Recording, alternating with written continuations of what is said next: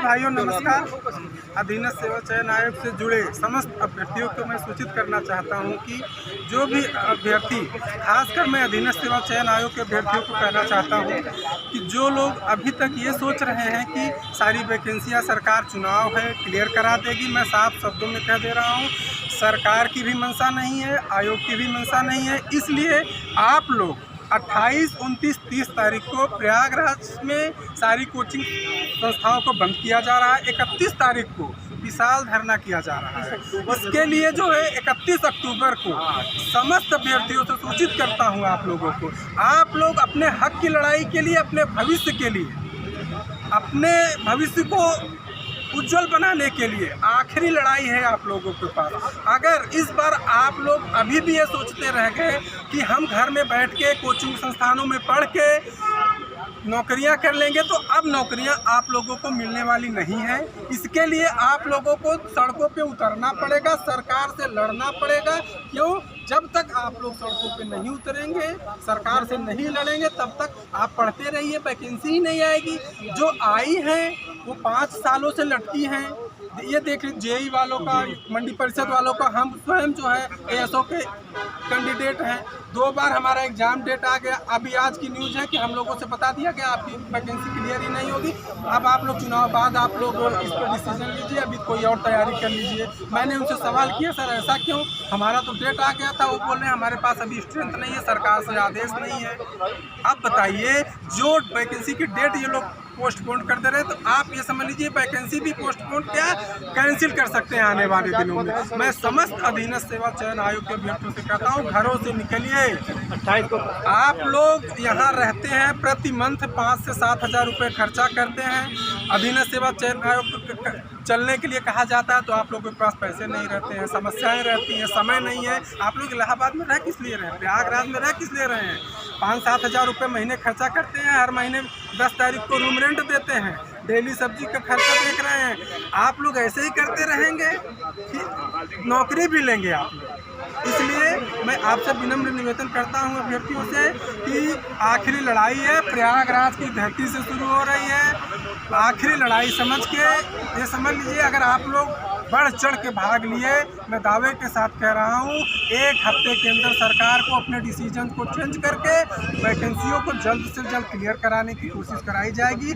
24 फरवरी को आप लोगों ने देखा था, धरना हुआ था, सरकार ने तुरंत एक्शन लिया था। इसलिए सरकार के पास समय कम बचा है।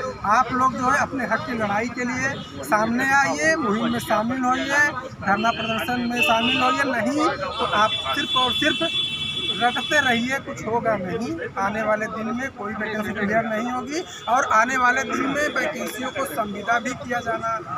अगर आप लोग चुनाव से पहले ये क्लियर नहीं कराए तो संविदा के हकदार हो आप लोगों को। आपकी जिम्मेदारी स्वयं है, आपको क्या। और जिन्हें लगता है कि यहाँ कुछ करने से कुछ नहीं होगा, तो उनकी ये सबसे बड़ी गलतफहमी है। हाथ पे हाथ रखने से अच्छा है कि हम लोग कुछ करें, कम से कम प्रयास तो करें, और ज़रूर होगा। 24 फरवरी को सरकार को अपना फैसला बदलना पड़ा था। ये संविदा पे करने वाले थे, लेकिन इनको बदलना पड़ा था। जब हम लोग जब सभी छात्र घर से बाहर, अपने रूम से बाहर निकलेंगे, तभी कुछ होगा। और हम चाहते हैं कि 31 अक्टूबर को धरने को हमारे सफल बनाएं। और जो लोग न्यूज़ मांगते रहते हैं ना भैया, आपको सिर्फ ट्यूटर खेलना है और न्यूज़ मांगना है, अरे कभी तो निकलिए।